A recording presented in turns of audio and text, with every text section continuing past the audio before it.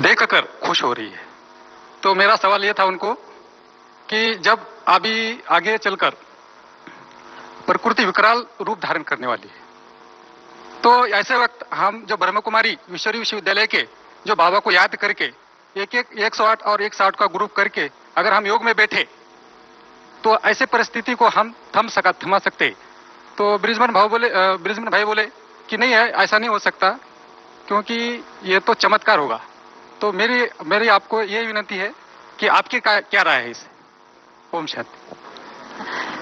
जैसे भाई साहब ने ऑलरेडी आपको आंसर दिया था कि बाबा ने तो हमें सब पहले से ही बता दिया है, एवरीथिंग।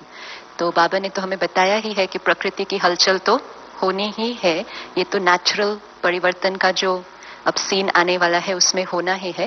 लेकिन बाबा ने हमें ये बताया है कि हमारा सबका क्या रोल है, कि हम जब योग में रहते तो योग में बैठकर हम सभी आत्माओं को उस टाइम वाइब्रेशंस, तो वायुमंडल को जो सहयोग वाइब्रेशन से दे सकते, तो वो बाबा ने हमेशा हमें याद दिलाया कि प्रकृति की हलचल पर चिंतन नहीं करना कि क्या हुआ, क्यों हुआ, कैसा हुआ।